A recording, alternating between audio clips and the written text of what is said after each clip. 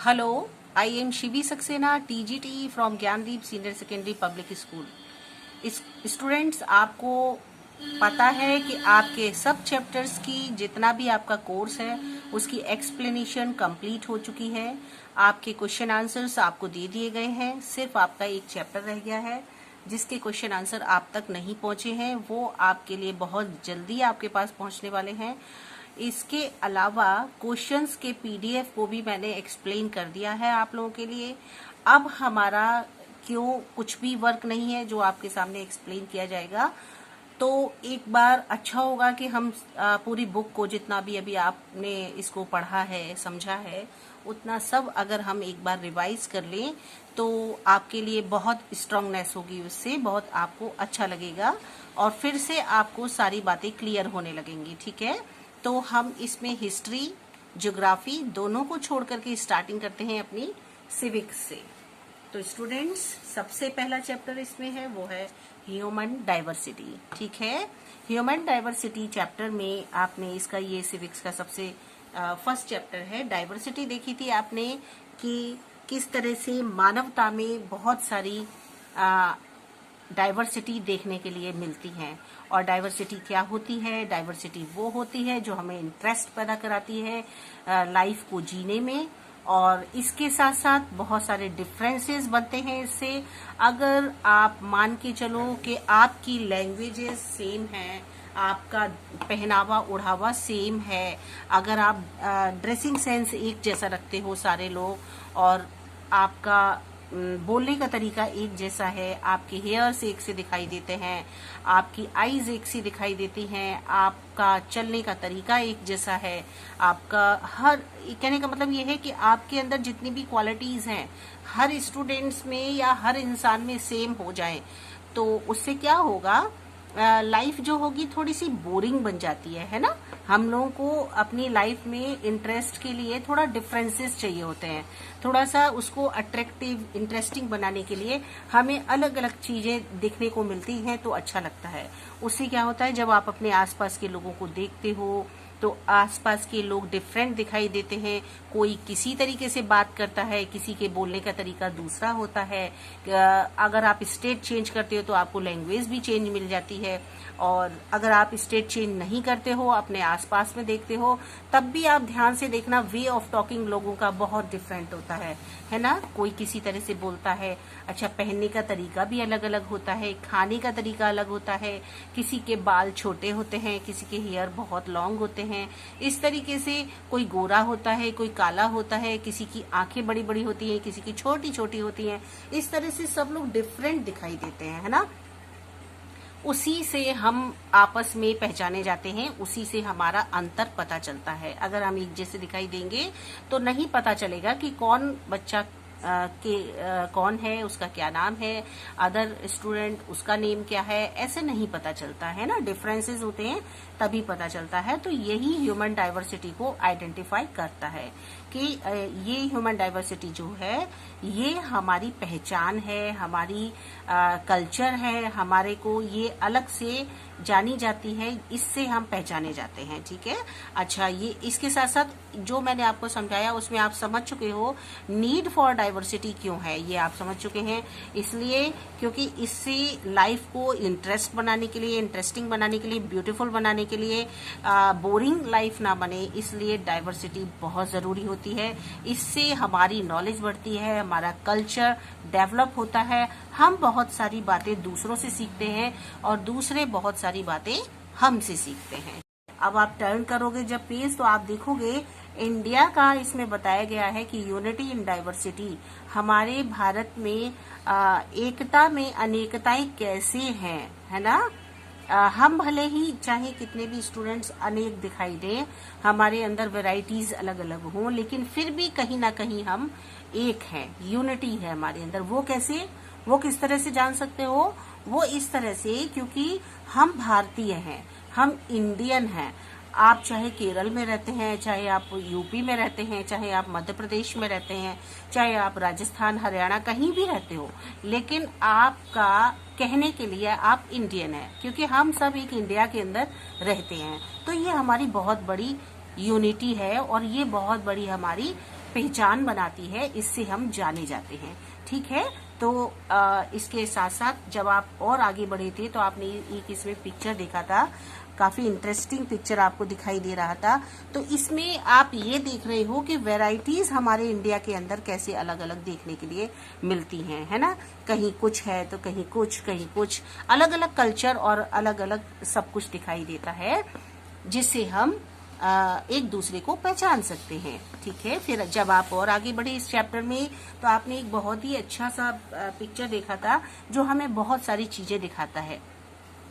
एक वॉल है, एक दीवार पर हर धर्म के सिंबल्स बने हुए हैं। For example, here is the moon and stars, this shows the Muslim religion, and here is the Jesus Christ, so this is the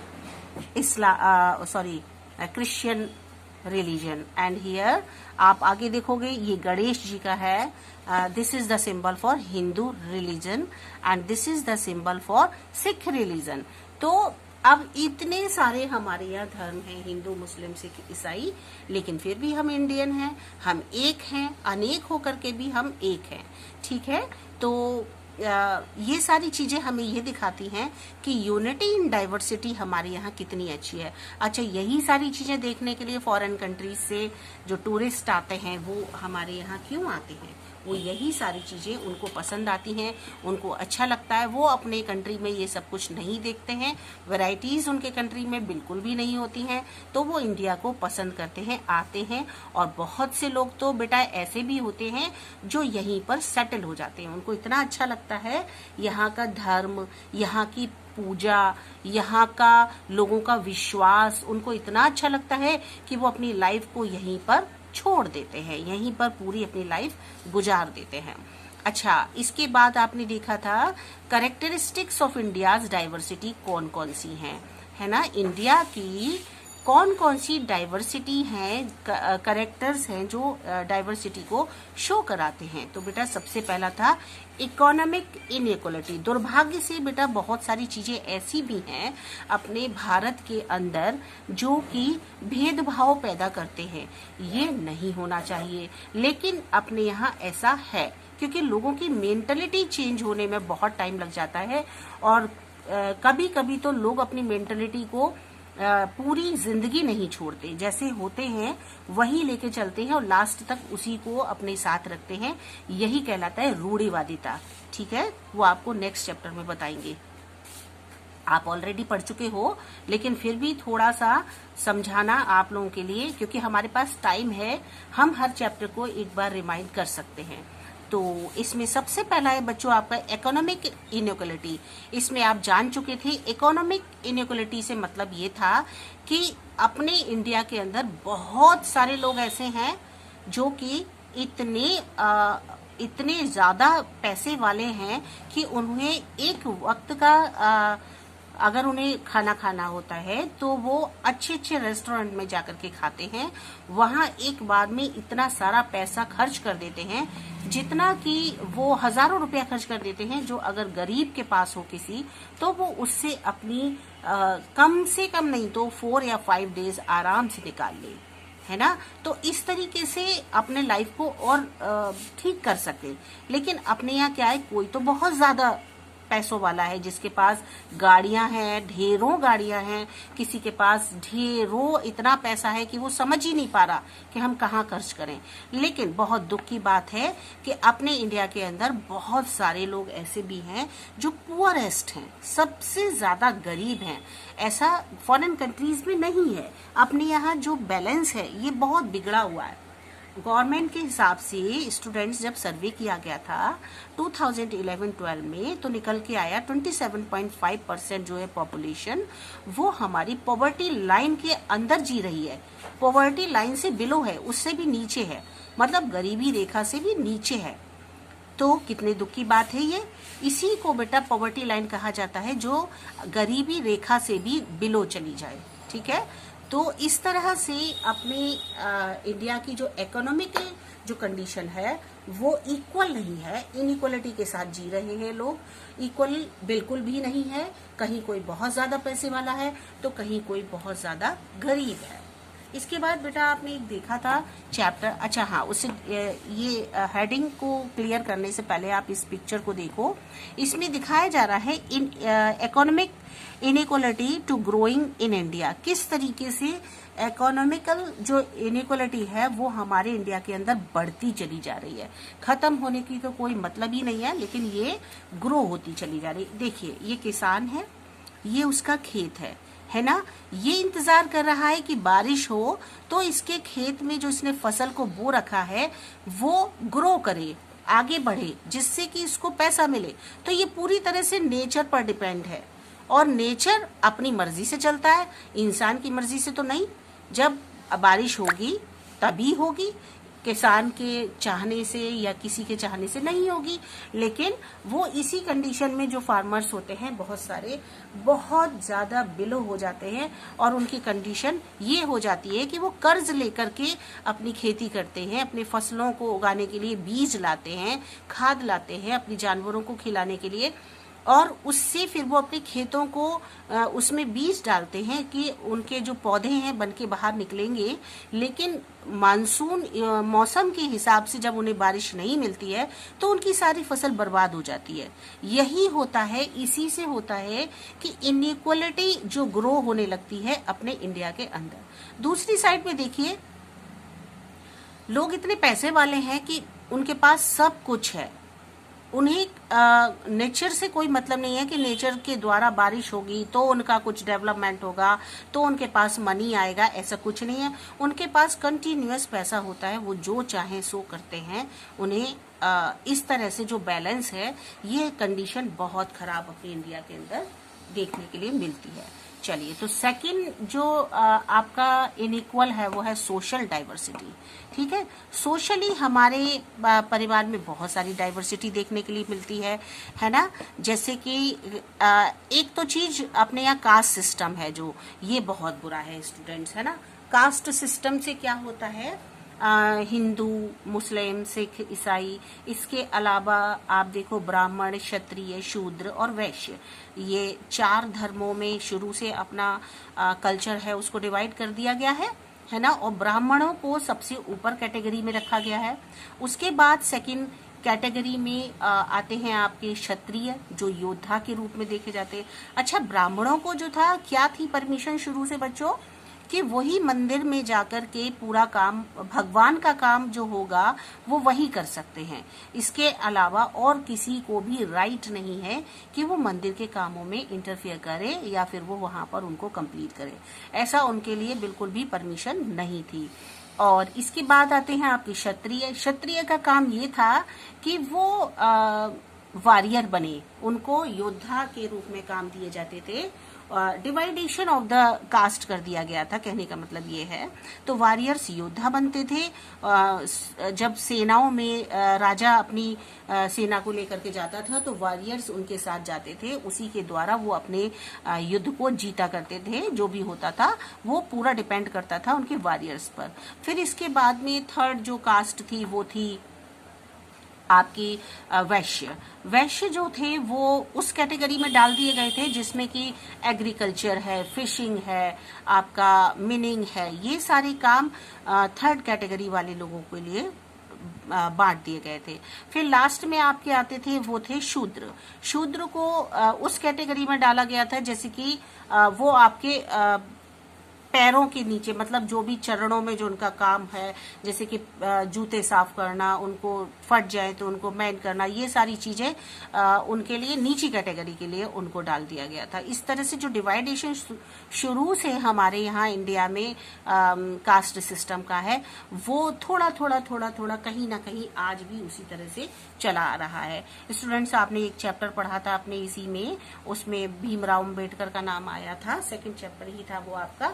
उसमें दिखाया गया था कि किस तरह से अनटचेबल्स लोगों को बना दिया गया। अनटचेबल्स मतलब अछूत, है ना, जिन्हें हम छुएंगे तो हम गंदे हो जाएंगे, हम इस लायक नहीं रहेंगे कि हम अच्छे लोगों के बीच में बैठ सके, है ना। उनको दलित भी कहा जाता था। तो इस तरह से जो डाइवर्सिटी अपने यहाँ कास्ट को लेकर के चली आ रही है, इससे लोगों के अंदर बहुत ज्यादा फीलिंग्स खराब होती चली गई और ये बहुत गलत रहा। ठीक है, और इसके अलावा बेटा अब आप टर्न करते हो जब, तो आप देखते हो रीजनल डाइवर्सिटी अपने यहाँ बहुत अच्छी है। इसको देखने के लिए फॉरेन कंट्रीज से लोग आते हैं, क्योंकि हमारे यहाँ बहुत सारी संस्कृति है। देखिए ये जो दिखाया जा रहा है ये बिहू डांस है, आसाम का, उधर की, और दूसरा है आपका भरतनाट्यम डांस जो कि तमिलनाडु का है। और इसके अलावा आप इधर देखो क्रिसमस मनाया जा रहा है, फिर आपका होली है, आपका बैसाखी है, ये ईद मनाई जा रही है, फेस्टिवल ऑफ इंडिया, ये मतलब बहुत सारे फेस्टिवल्स अपने इंडिया के इस पिक्चर में दिखाए गए हैं, जिससे कि आप देख सकते हो कितनी सारी वैरायटीज अपने इंडिया में देखने के लिए मिलती हैं। तो इस तरह से बच्चों इस चैप्टर में हम लोगों ने ढेर सारी चीजें, इंटरेस्टिंग चीजें देखी थी। इसीलिए डाइवर्सिटी जरूरी होती है, क्योंकि हमें उससे वैरायटी बहुत सारी मिल जाती है। अब देखिए स्टूडेंट्स, रीजनल डाइवर्सिटी आप ऑलरेडी समझ चुके हो, मतलब जो रीजनली डिवाइड कर दी जाए, है ना। ये किसी रीजन का है, ये दूसरे रीजन का, ये रीजन अलग है, ये रीजन अलग है, मतलब जहाँ जहाँ रीजनली इनको अलग कर दिया जाता है वो हमारे डाइवर्सिटी के अंतर्गत आते हैं, रीजनल डाइवर्सिटी के अंतर्गत आते हैं। ठीक है, फिर इसके साथ आपके इस स्टडी में पंजाब को लिया था आपने, केरल को लिया था। ये दो जगह इसमें मुख्य रूप से इम्पॉर्टेंटली दिखाई गई थी कि पंजाब में भी बहुत सारी वैरायटी है। अपने पंजाब की जो लैंड है उसको 5 reverse, land of the 5 reverse बोला जाता है। और क्लाइमेट को देखा जाए अगर, एटमॉस्फेयर को लेकर के, हमारा पंजाब सबसे ज्यादा ग्रीनरी के रूप में जाना जाता है। एग्रीकल्चर बहुत अच्छी है यहाँ की, बहुत अच्छा कुछ यहाँ पर लोग मेहनत करते हैं, अच्छा अनाज उगाते हैं। मेन रूप से यहाँ पर wheat, rice, sugar cane, fruits, cotton, है ना, ये सारी चीजें यहाँ पर फसलें उगाई जाती हैं। पंजाब को दूसरे नाम से भी जानते हैं ग्रेनरी ऑफ इंडिया, ठीक है। और एक और नाम है बच्चों इसका, इंडियाज ब्रेड बास्केट, है ना, भारत की ब्रेड का बास्केट, है ना, टोकरी इसको माना जाता है। काफी इंटरेस्टिंग चीजें थी। फिर आपने देखा था हमारे पंजाब में ज्यादातर जो है मेजोरिटी सिख धर्म की थी, और इसमें 63.9% पॉपुलेशन सिख धर्म के लोगों की थी। 34.9% जो थे वो हिंदू धर्म के लोग थे, और मुस्लिम धर्म बहुत कम था यहाँ पर, बहुत कम है, मतलब पंजाब में मुस्लिम धर्म के लोग बहुत कम दिखाई देते हैं। और इसके साथ साथ जो लोग हैं यहाँ के, वो जो भोजन करते हैं, खाना खाते हैं, वो ज्यादातर व्हीट से रिलेटेड उनका होता है, उसको लेना पसंद करते हैं। काफी मेहनती होते हैं, स्ट्रांग भी बहुत होते हैं, क्योंकि वो गेहूं खाते हैं, मेन रूप से गेहूं से बनी चीजें खाते हैं, तो स्ट्रांगनेस तो उनके अंदर होनी ही है। केरल को लेके चले थे हम लोग, तो इसमें हम लोगों ने देखा था कि केरल में ये बताया गया था कि ये सबसे ज्यादा एजुकेटेड सिटी, वो स्टेट है अपना, क्योंकि यहाँ पर सबसे ज्यादा साक्षर लोग पाए जाते हैं। अच्छा, ये आपका बहुत ज्यादा वैसा ड्राई एरिया माना जाता है, बहुत ज्यादा यहाँ पर गर्मी पड़ती है, और जो लोग हैं यहाँ के वो लगभग यहाँ पर विमेन जो हैं 51.42% जो है पॉपुलेशन औरतों की है यहाँ पर, और हिंदू धर्म के लोग 56.1% हिंदू हैं, मुस्लिम 24.7% मुस्लिम्स हैं, 19% केवल क्रिश्चियंस हैं यहाँ पर। इस तरह से केरल में भी बहुत सारी वैरायटी है। कहने का मतलब यह है कि जब इतने धर्म के लोग एक जगह देखने के लिए मिलते हैं तो वैरायटीज तो बनती है, ठीक है। फिर हम लोग जब और आगे बढ़े थे तो हमने डिफरेंट डांसेस देखे थे कि डांस फॉर्म्स कैसे कैसे केरल के अंदर होते हैं। तो केरल को लेकर के तो डांस बहुत सारे फेमस है ना, सभी को पता है ये वाली बात। और इस तरह से आपका ये चैप्टर कंप्लीट हो गया था, आपने इसमें देखा था। आज मैंने इसको रिवाइज कर दिया है, आप लोग एक बार फिर से इसको एक्सप्लेन कर लीजिएगा, खुद से समझ लीजिएगा। Okay students, for today this is the satisfied, and after next video we will give the another 2 chapters of this portion, civics, say chapter number 2 and chapter number 3. Chapter number 2 will be the diversity and prejudice and discrimination, and third chapter will be the understanding government. Okay, I will again explain these 2 chapters for you, because by this you will be the strong in your study. Okay students, be careful for your health, for your study and for your parents. Okay, bye bye.